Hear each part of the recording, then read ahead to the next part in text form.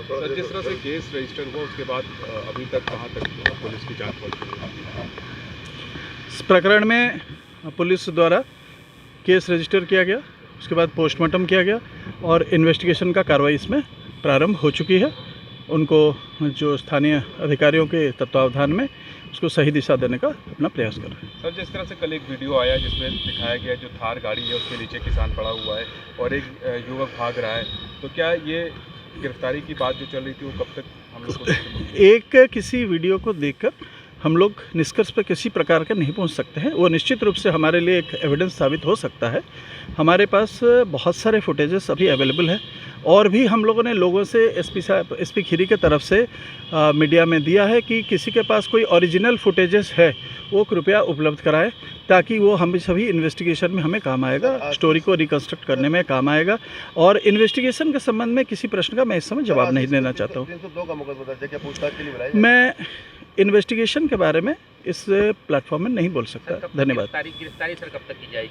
किसी भी दोषी को अगर उसके खिलाफ साक्ष्य संकलन हो जाता है, अगर वो दोषी पुलिस के निगाह में होता है तो निश्चित रूप से उसकी कार्रवाई होती है। किसी को अभी कस्टडी में ले गया है पूछताछ के लिए? अब मैंने जैसे कि बताया, इस संबंध में इन्वेस्टिगेशन का पार्ट को मैं इस पर नहीं देना चाहता हूँ।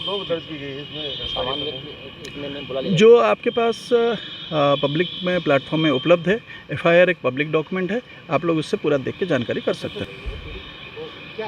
कहाँ पे जांच कर रही है क्या इस मामले की? कहाँ पे? एक कमेटी बनी है जिला स्तर में। हर विवेचना को सुपरवाइज अच्छे ढंग से करने के लिए पुलिस अधीक्षक द्वारा समय समय पर विभिन्न अधिकारियों को दायित्व दिया जाता है।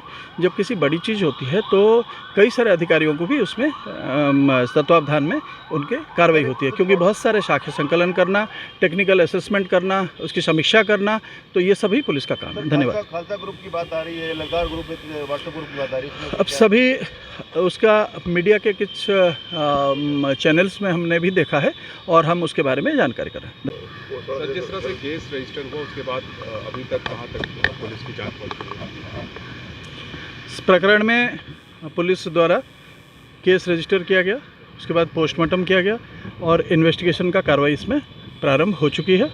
उनको जो स्थानीय अधिकारियों के तत्वावधान में उसको सही दिशा देने का अपना प्रयास कर रहे हैं। सर, जिस तरह से कल एक वीडियो आया जिसमें दिखाया गया जो थार गाड़ी है उसके नीचे किसान पड़ा हुआ है और एक युवक भाग रहा है, तो क्या ये गिरफ्तारी की बात जो चल रही थी वो कब तक हम लोग को एक किसी वीडियो को देखकर हम लोग निष्कर्ष पर किसी प्रकार के नहीं पहुंच सकते हैं। वो निश्चित रूप से हमारे लिए एक एविडेंस साबित हो सकता है।